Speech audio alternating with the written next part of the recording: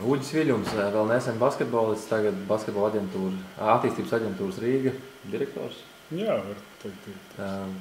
Pastāsti varbūt pāris vārdos, ar ko īsti nodarbojas basketbola attīstības aģentūra Rīga un kas ir, teiksim, tie galvenie spēlētāji, ko jūs pārstāvat? Basketbola attīstības aģentūra Rīga nodarbojas ar to, ka mēs meklējam jaunus un perspektīvas puišus un piedāvājam viņiem augstus kvalificētus trenerus un mēģinām attīstīt par labiem spēlētājiem. Tas ir mūsu tā galvenā misija tā mūsu. Kur būtu jums pašlaik šie pazīstamākie uzvārdi? Pazīstamākie Dāvis Bertāns, Jānis Tīma, Buķenkovs, Žans Penners, Mārtiņš Laks. Tas ir lielākā daļa junioru jauniešu izlažu līderi. Jā. Pastāst lūdzu, ar ko basketbola kluba Barons piedāvājums bija konkurētspējīgāks par basketbola klubu VF Rīga piedāvājumu, jo nebija noslēpums, kā šis klubi cīnījās par jūsu jauniem spēlētājiem. Kāpēc tieši jūs izvēlēties parakstīt līgumu ar basketbola klubu Barons?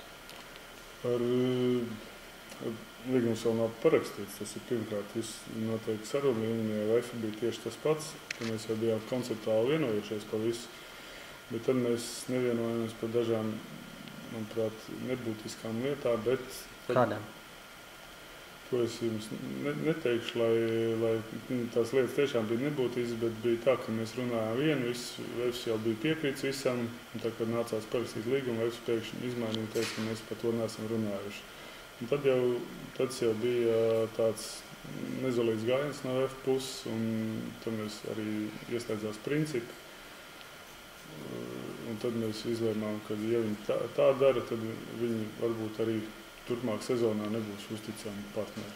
Kāpēc vispār ir vajadzīgs šis sadarbības līgums ar kādu citu komandu, jo, kā mēs zinām, Daugavas Sportanams Rīga komanda uzvarēja pagājušā gada LBL 2 divizionā un nopelnīja pašu tiesības startēt pirmajā divīzijā LBL.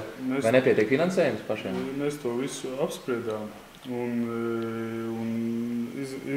izskaitļojām visu, un mums ir tā nauda tik, cik mums ir. Un mēs to, lai būtu konkurētspējīga komanda, mēs īsti to atļauties nevaram. Cik apmēram vajadzēja naudas nākamajā sezonā? Es domāju, tas ir kā visiem klubiem kaut kādi, cik ir normāli komanda, lai pastāvētu. Ja ņemam Valmieru, Liepāju, kas bija, es domāju, ka 150,000 eiro ir. Un jūsu rīcībā šādas naudas nebija nākamajā? Tad mēs par to sākām domāt varbūt nedaudz pavēl, ja mēs to būtu sākuši apspriest aprīlī, maijā, tad varbūt es domāju, ka mēs arī piesaistītu sponsors un ka mēs to komandu izveidot arī ar pašiem saviem spēkiem, bet tagad ir tā situācija, kāda viņi ir, un mums nācās meklēt sadarbības partners. Kādas pašlaik sarunas noteikti par līgumu, kādas būtu līguma detaļas, uz cik gadiem, vai līgums ietvert arī tādu punktu, ka tikt Baronas klubam piesaistīt arī kādi basketbola attīstības aģentūras Rīga treneri, kā piemēram Ziedons Ansons vai Dainis Bertāns, kas strādāja tikko ar 18 komandu? Nu, tā ir tā doma, tā doma jau vispār bija tāda, ka mēs taisam U19 palīdzam arī ne tikai mūsu basketbola attīstības aģentūras spēlētājiem, bet pārējiem. Pārunas iet Kasparu Vecogāru, varbūt viņš atbrauks no Kaunas atpakaļ un spēlēs pie mums kā saspēles vadītājs pirmais. Tiesnāk Baronā spēlēt? Jā. Es nezinu, kā veicās pārunas ar viņu tēvu Arnu Vecogāru. Tā doma jau ir tāda, ka mēs jau viņus mēģinām sagatavot U19 čempionātā. Vispār tā doma bija vispār sākotnējā doma. Un tad jau, ja tieši mūsiem no basketbola attīstības aģentūras ir spējīgi konkurēt, tad jā, lūdzu, jūs varēsiet spēlēt U19 čempionātā. Ziedons ir blakus, Bertāns ir blakus, viņi redzēs, kā attīstās spēlētāji. Un uz to komandas bāzi, uz to vispār uz to ideju arī mēs taisījām to komandu. Vai tad tas nozīmē, ka Baronā galvenais treneris paliek Teters un Jansons un Bertāns būs palīgi, ja tur būs kādas rokādas? Baronā galvenais treneris nebūs Teters.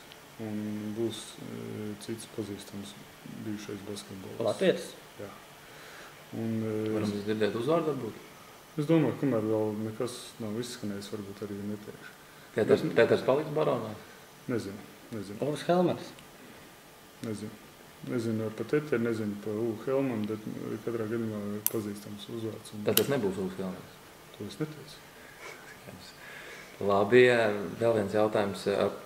Runa ir par tiem 4 spēlētājiem, par kuriem izskanēja ziņa publiski, ka tikai tie pievienosies Baronā vai vēl kādi citi. Un jautājums ir, ka vai arī pārējiem klubiem, piemēram, VF vai Liepājai, paliks kādi citi basketbolisti no jūsu attīstības aģentūras, kur varētu pievienoties citām komandām? Mums pašlaik 14 spēlētāji mūsu rīcībā. Vakar bija tikšanās ar potenciāliem treneriem, un viņi lika sarakstu, kādi, ko viņi gribētu redzēt. Un tie, kas neiekļausies tajā komandā, jaunie, protams, spēlēs LBL2, jo viņi nav nobieduši tik augstam līmenī vēl. Tagad, ja viņi apbrūžāsies LBL2 un viņam tur tas dīķīts paliks pa seku, mēs mēģināsim viņus iesaistīt lielākā komandā, bet es neko neuzspiedīšu, es varbūt tikai ieteikšu, tas būs tīri treneru darbs. Pārējie, kur nebūs, to mēs piedāvāsim gan Turībām, gan Liepājai. Mums jau ir Grieķu aģenta sadarbība, bet mēs viņu uzsākām nedaudz pa vēlu. Es domāju, ka šogad nekas prātīgs var nesanākt, jo tomēr mēs sākām kustināt to visu kaut kādā augustā, un tur jau ir, jāsāk to visu darīt jau ir maijā, jūnijā. Bet tagad es sāku strādāt tikai jūlijas sākumā, kamēr es visā tajā sapratu, kas notiek, bišķi pazaudējām. Tad tā sadarbība ir uz vienu sezonu, ja viņi tomēr ir... Baronu, saprotat, cerams, ka ilgāk, bet kas notiks, varbūt atkal kādam kaut kas noies greizi, viņš negribēs vairs finansēt basketbolu, tas ir ļoti tā, paredzēt ir diezgan grūti. Jūs paredzat, ka principā visticamāk slēgsiet līgumu pagaidām uz 1 gadu un tad skatīsieties, kā attīstīsies situācija? Droši vien es domāju, ka arī no Zonas puses tas būtu prātīgi darīt, jo mazums viņam parādās finansu līdzekļi, viņš atkal grib cīnīties pa pirmo vietu un viņš taisa tādu komandu, kāda bija pirms... Un jaunie netiek spēlēt? Jā, un tas mums atkal vairs pilnīgi nedara. Varbūt tie paši jaunie nākamgad viņiem tādu līgumu piedāvā ārzemes, ka viņi visi aizbrauc prom. Mēs tikai priecāsimies, ka mēs esam palīdzējuši viņiem izsisties augstā līmenī.